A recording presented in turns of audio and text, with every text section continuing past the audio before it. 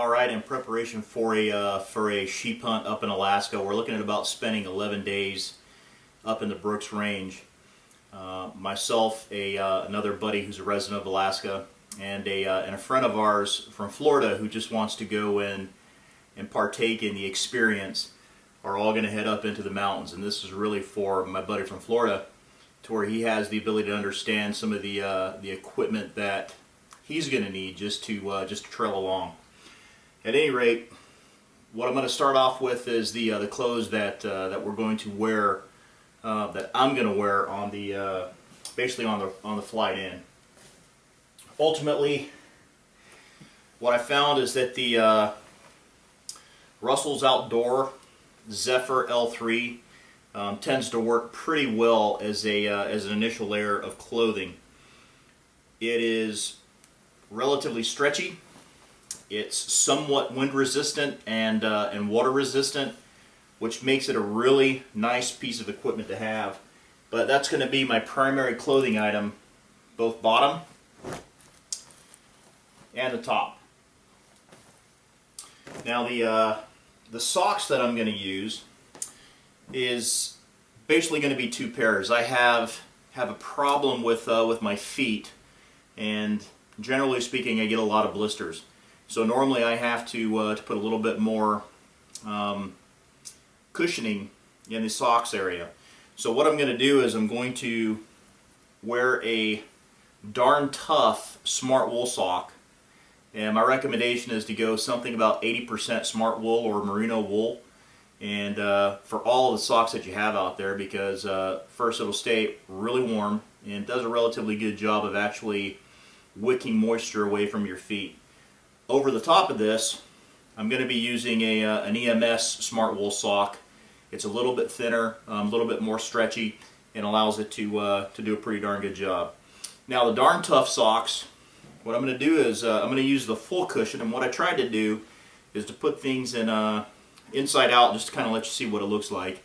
But ultimately the different loops that they have in here are very, very tightly woven, and it actually is a lot thicker than some of the socks that appear to be thicker because of the bigger loops that they have. So while the Darn Tough socks will cost you anywhere between $18 to $21 depending on where you get it from, I find that they are extremely nice to have, probably well worth the investment. Now once I have the socks on, I'm going to be using the Loa Tibets. The Loa Tibets are an extremely nice boot. It's got a rubber rand that works very well for anything that you're going to have in a sheep type zone. With a lot of the mountains that you'll be going up and down.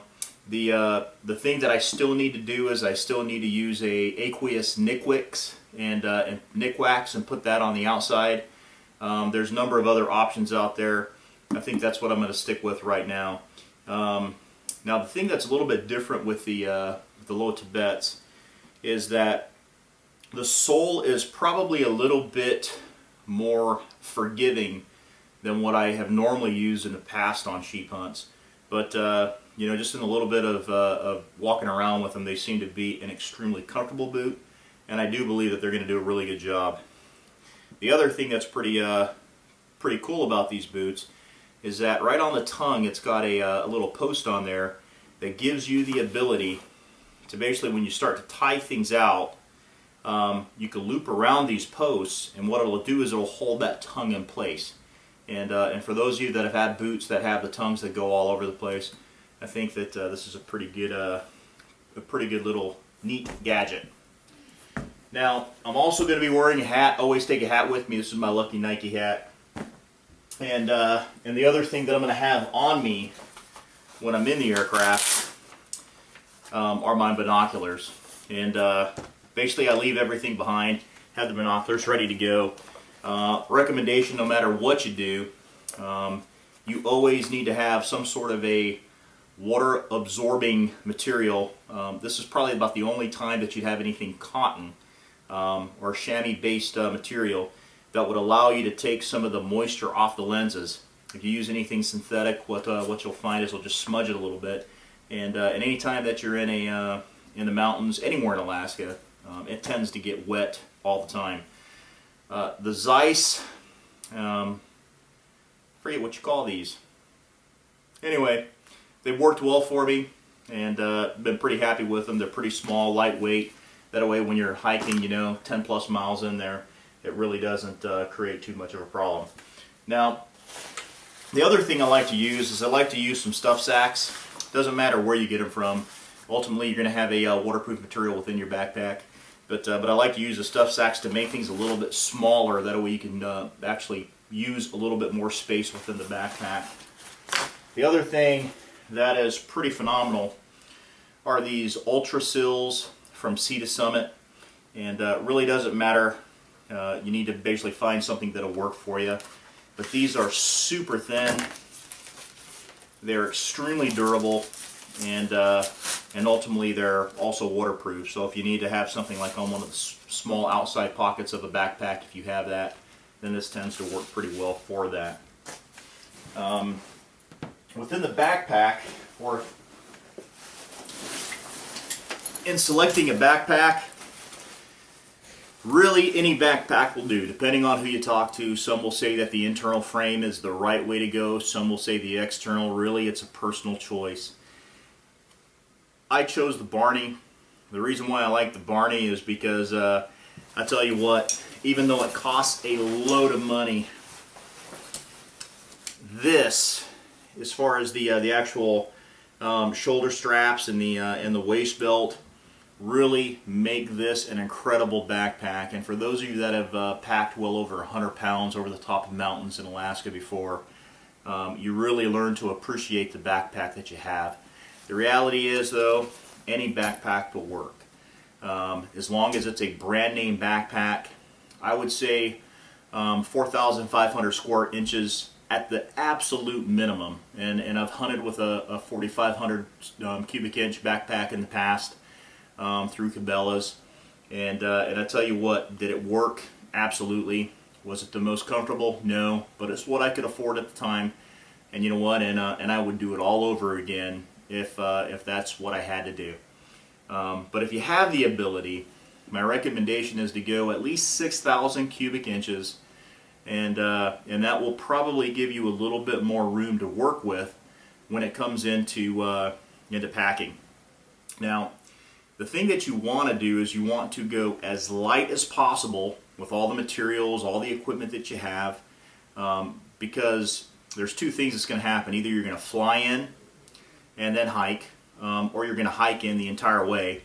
And then what you end up finding is when you're lucky and you actually do score, what you want to do is you want to keep the weight that you do have on your back to an absolute minimum. So what you want to try to do is to get the contents with your backpack down to about 40 pounds. Now that does not include the food and everything else. This is your own personal items that will keep you alive. I'm a relatively large person. I'm 6'3", 245 pounds. So being larger than the average, everything that I have weighs more than what you will probably have. So being that I'm able to take everything that I have that I'm going to show you here, and that is 46 pounds, my assumption is you can probably get down to 40 pounds very, very easy. And that 46 pounds includes a lot of gear that quite honestly is normally shared out with your hunting partner, such as a two-man tent. I have all of that, ready to go within this pack, just to try to make it understandable to Randy as you look forward to packing some of your gear. So within this, what I did,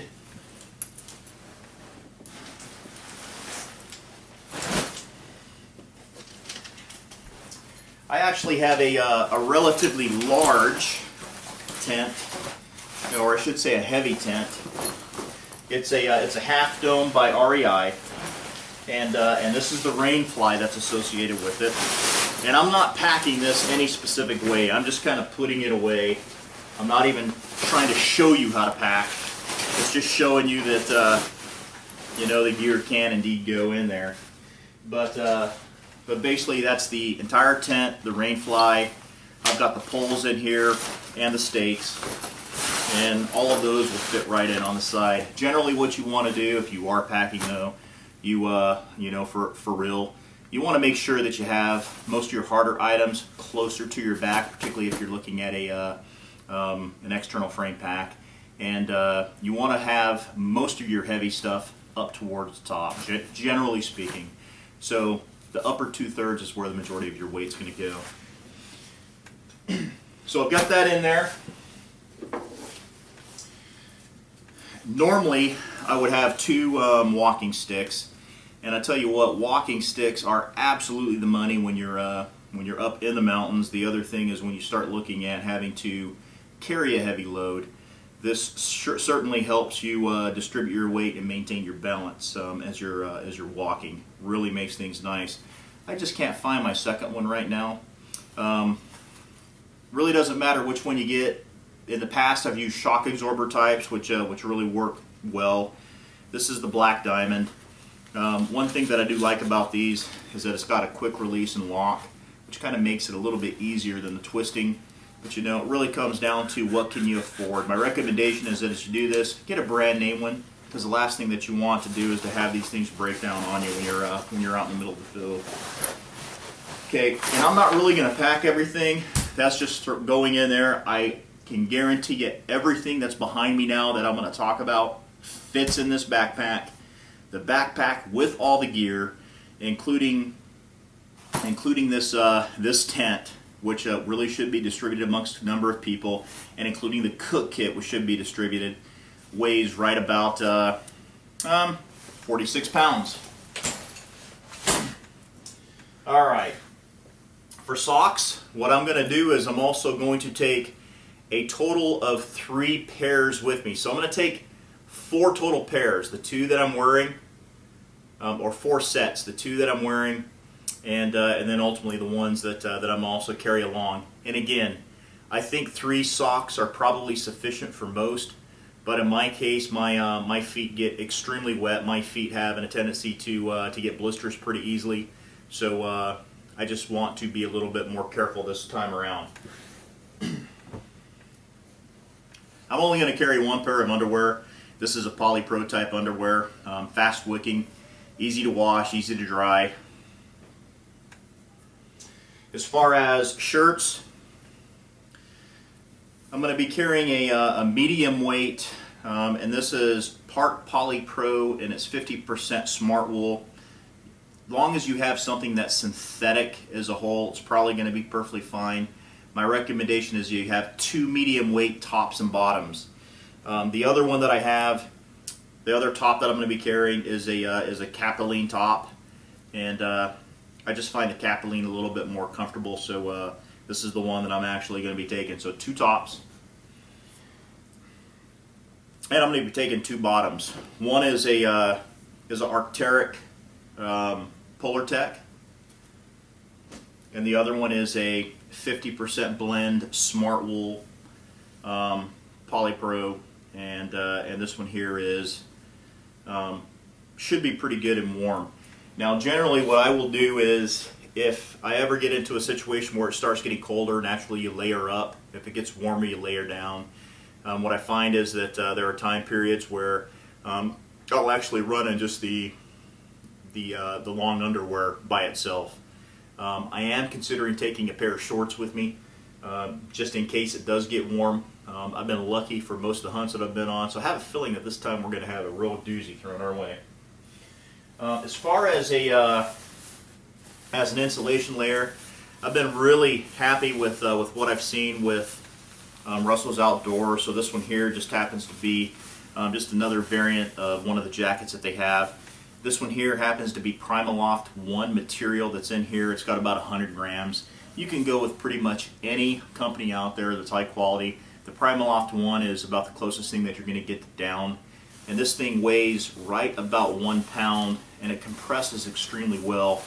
And that's really kind of what I'm looking for, something that'll compress down. This will probably get about the size of an Nalgene bottle, and will keep me really warm.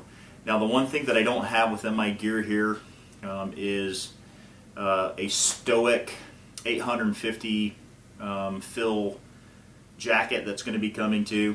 and that weighs less than a pound. And again, I don't need that. This is ultimately all that I need this go around.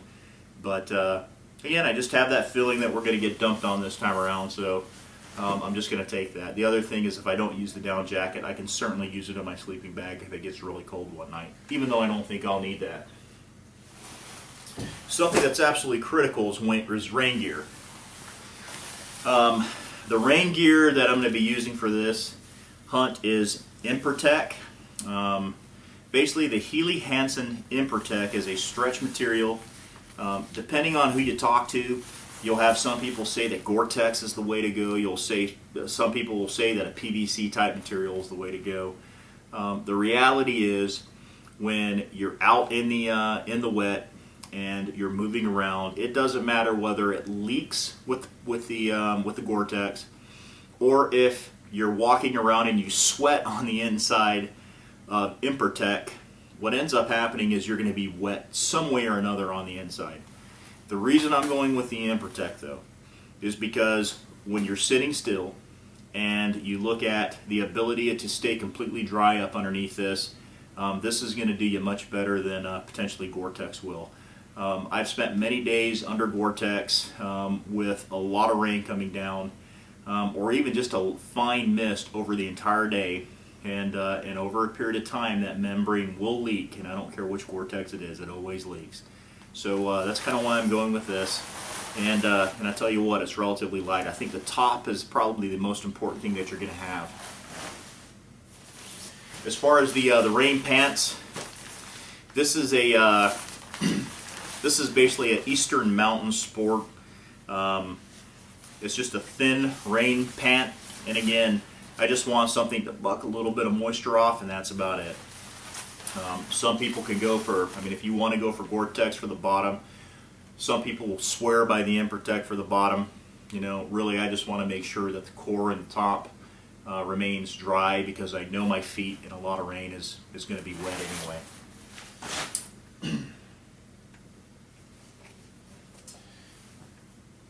Probably about the most important thing that you're going to be able to take with you that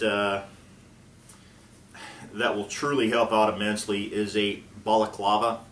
And this here is an Outdoor Research balaclava. It's a full face mask. Excuse me, full face mask.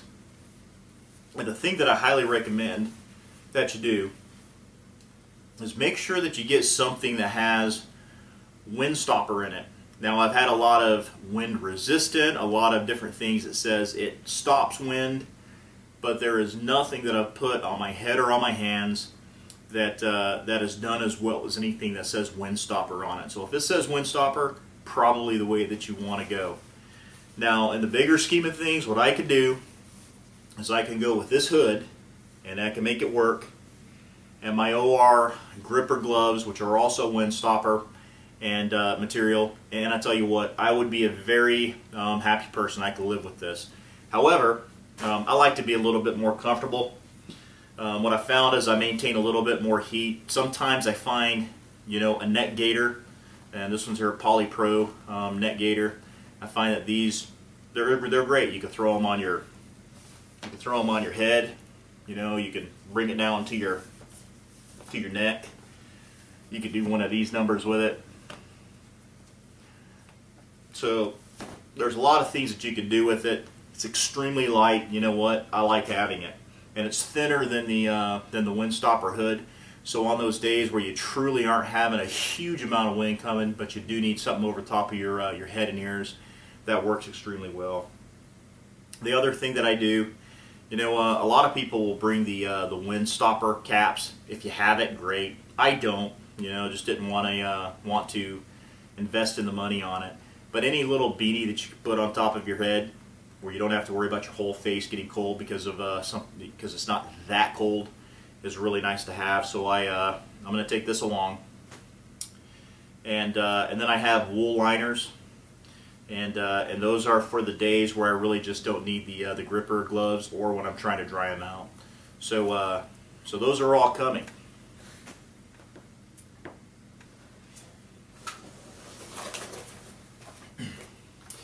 The other thing that I am going to take And even though we're going later in the year this time around, and there's always that chance that a little bit of a frost is going to kill some of those insects. One thing that I can say about Alaska is it does not have a shortage of little tiny biting flies, white socks, anything that'll sit there and bite you. So I tell you what, if you've never had stuff, little tiny bugs all in your face, it really sucks to have that. This here is just something that I picked up out of REI. It's an insect shield. It also has a little bit of insect repellent on the actual netting itself. And the thing to kind of keep in mind, you always want to get something black because it's easier to see through black than it is any other color. So try not to get anything that's camouflaged or anything like that. All right. For water, what I'm going to do is take a 100-ounce CamelBak bladder, and the reason I'm taking this is because you know what, you want to drink a lot of water while you're up in the mountains. You're going to be expending a lot of energy. As we get up to Alaska, we'll buy a bunch of energy packets like Gatorade to throw in here. And first of all, we'll make the water taste better, plus it'll give you just a little bit of energy. But when you have a tube that's right in front of your face and you're able to drink it all the time, I tell you what, it helps you force water down. But one of the problems that you have with something, whether it's a platypus bladder, whether it's a CamelBak bladder, is the potential for it rupturing or getting a hole in it is there. And I never rely on this by itself as a means to drink water. While I don't expect to have to use an Nalgene, I'm taking it along just for the sake of taking it. The other thing that you can do with this is take some of your salt, stick your salt in here, you know, that you're going to be using for your cape and stuff like that, just to help it from breaking apart. And later on, if you truly need to put water in it, you know what, you'll probably be in a location where you can put some of the salt away, and this becomes more important than salt anyway. Now, one of the things that you'll find is in certain instances you may be a little bit further away from water. You normally never are up in the mountains, but if you end up climbing to some razorback ridges or something to that extent, because you know that there's some sheep up there and you're going to be up high, it's advisable to take a little bit more water with you so you don't get dehydrated. These MSRs are phenomenal. They're basically indestructible, and you can carry a whole lot of water in here. Now they have a thinner version of this and a lighter weight, but this is something that I kind of wanted. And you know what? If nothing else, even when you're in camp, it's just nice to have that extra amount of water. So this will be going along with us. As you look at water, the thing that I also threw in this pack was a Katadyn water filtration pump. Now this has everything in it, the entire package, multiple tops and everything else that you won't need.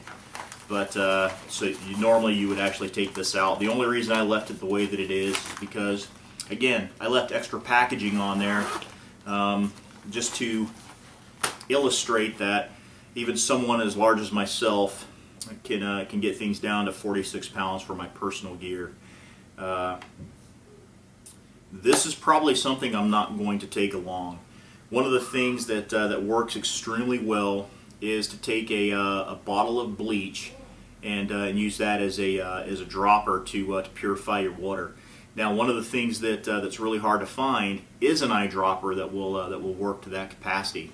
So if I can't find one before I leave, what I'm going to end up doing is going in there and getting an Afrin, you know, the actual Afrin nose clearer. What you can do with those is normally the top will come off of it. So basically you take all the medication out of it, clean it out extremely well, shake it with a little bit of bleach in it, clean it one more time, and then ultimately put your bleach in there. And it has a really good closure on the top. You don't have to worry about the bleach leaking out, and it's a very good dropper to utilize when you get out there. Weighs a lot less than what you would have with a pump. And tell you what, it's very easy, and the water up in the mountains is normally pretty good. Probably wouldn't do that if I was out in the tundra. And Randy, you were out in the tundra with us before, and you know what the water is out. You know what the water's like out there.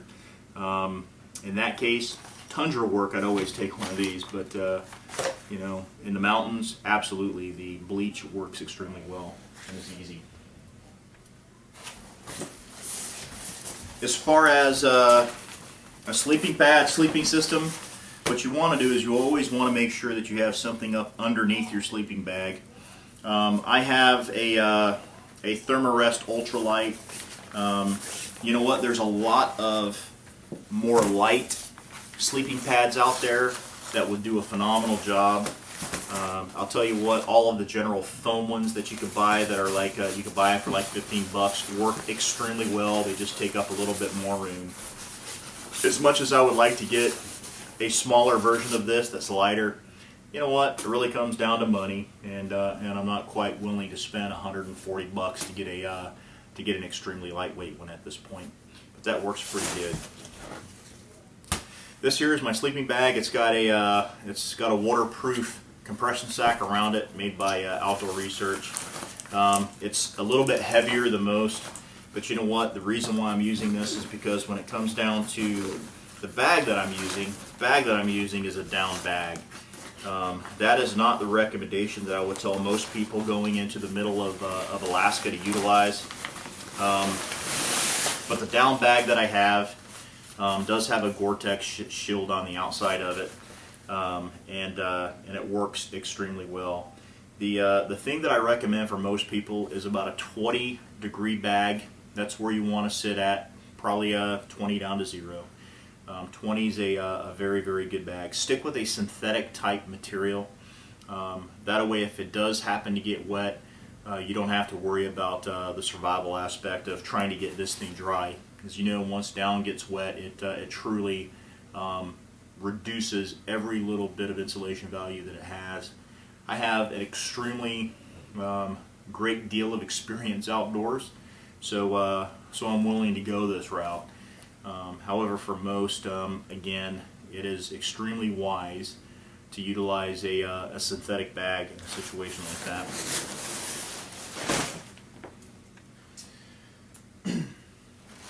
Now, all of the stuff is going to be encapsulated in a waterproof bag, and this is a little bit heavier than you absolutely need, but you know what? I would rather be 100% certain.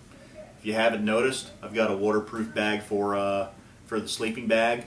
That has two things. Even though I plan on it being in here, it'll give it double protection. But the other part of it is if I ever have to take that sleeping bag out, then I certainly can, and that's not too much of a problem. When you start thinking about adding meat on top of things, sometimes you have to put other things outside of your backpack, so that it does help to have extra waterproofing material. Now, just for the sake of prepping, I just left everything in here, and while a buddy of mine has a much lighter version of a stove and a much lighter version of a stove, what I have is my Whisper Light here. And within the Whisper Light, I have 3 different MSR bottles, and I have a Lexan fork, Lexan spoon. Actually, I've got like a number of them in here, but I have all that in my titanium MSR cooking stove or cooking pot. And again, I did that just to illustrate that even with all this material, I'm down to 46 pounds. So you can get down to 40 pounds when it comes down to your personal gear. All this is going off to the side. Incidentally, one thing that I didn't say was even with these MSR bottles, I have 2 pumps on top of them too, so that's even more weight.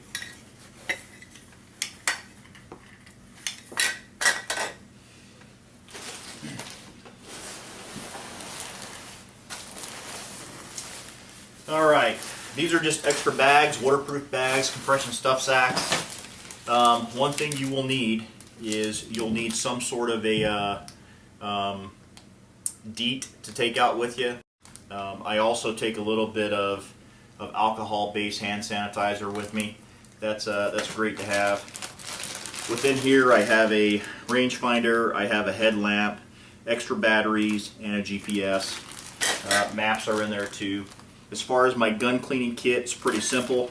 I have a snake, have a little bottle of oil, and then I have a rag. And that's really set out to where I can be at the absolute minimum to take care of my gear. That's kind of why when you start looking at a rifle to take with you, it always makes a lot of sense to take something that's stainless steel.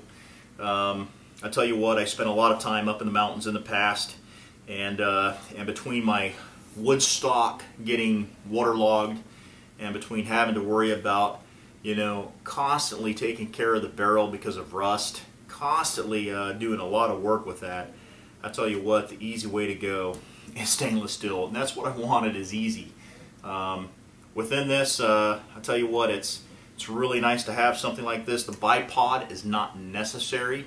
It does add a little bit of weight, but I find even when I'm walking up on the mountains and you've got about a 45-degree incline, it just makes it so much easier to take your bipod, stick it up there, and not have to worry about your gun sliding down the mountain.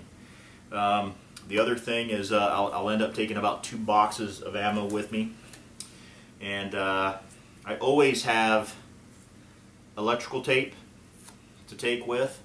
And what you do with the electrical tape is you basically take this, take a piece right over the top, and then what you do is you put this around the outside, and that keeps the dirt, keeps the water, everything else out of it, and when you go shoot through it, it's not a problem at all.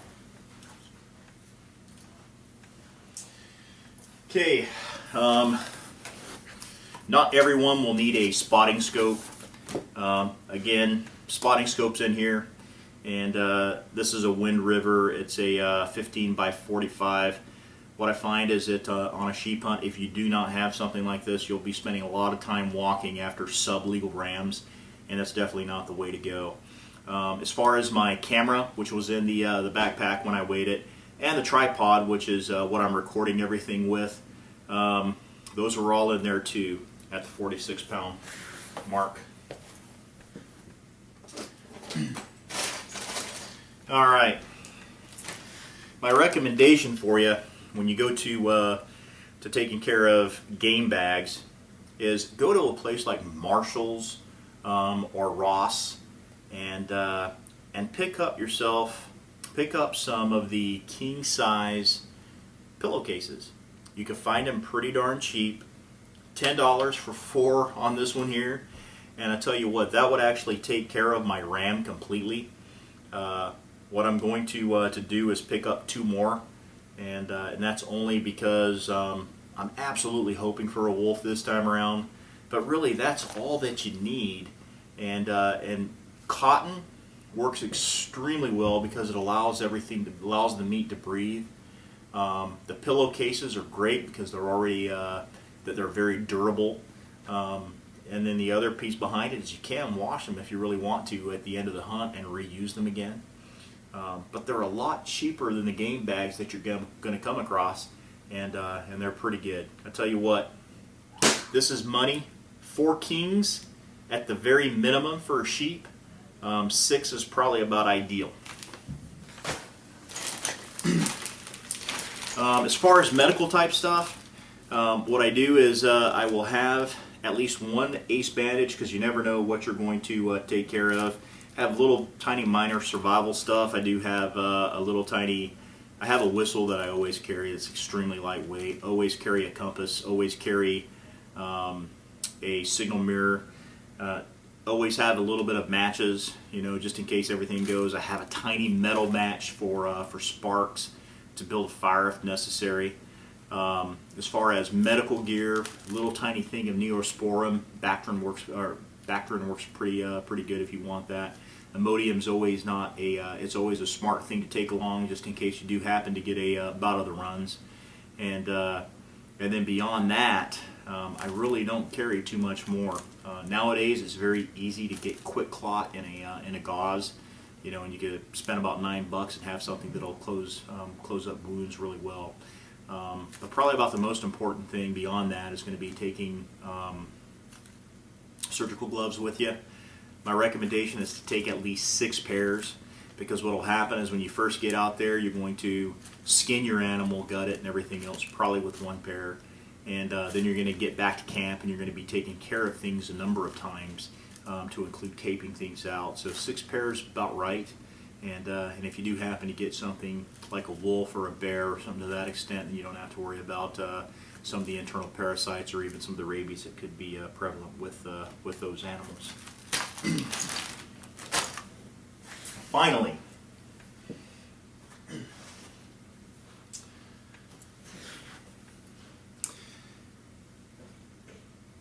Crocs are an amazing piece of gear, extremely lightweight. Highly recommend you take these with you for 2 reasons. First, sheep hunting means a lot of walking and a lot of sore, tired feet.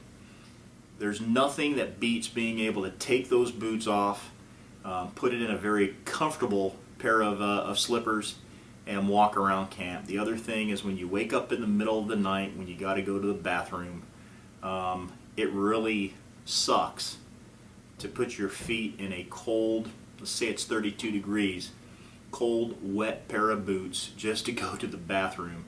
So being able to use these really helps. The other part is when it comes down to stream crossings, there's normally a lot of those in sheep country.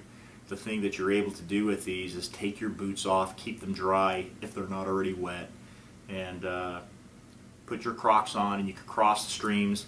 I leave the straps on because it does help to maintain them on your feet. But I tell you what, they're absolutely great to have. Randy, I hope this kind of helps you out in understanding some of the gear that you'd normally carry. Again, everything that I have here, some of the things I would never carry, like the this particular container on the side here, I would never carry the plastic out to the field, and I did a lot of this just to where you could see it and understand that this is it's actually there's a lot more gear here than a normal person would carry. So with the extras, this is at 46 pounds, and quite honestly, you should be able to get down to 40 pounds very easily. Remember, the thing that we're going to end up doing is adding at least 2 mountain houses per day, and we're going to make sure that we get things like power bars or something to that extent for breakfast, and we're probably going to have Snickers or trail mix or something to that extent just to snack throughout the day, because you end up burning a lot of calories while you're running up and down the mountains. Beyond that, the extra bags that I do have really facilitates getting into a Super Cub and getting out to the location where we're going to start. If you have everything stuck in one big backpack, sometimes that makes it difficult for the pilot to put that in the aircraft. So if you have things in smaller bags, such as a sleeping bag, what you do is you end up taking that out of your backpack and you end up putting that in different crevices of the aircraft, and it makes it easier for the pilot to pack things. I hope this helped you out. For those of you that end up seeing this and are thinking about a hunt, I hope this helps you out too. You guys have a good one, and good luck on the hunt.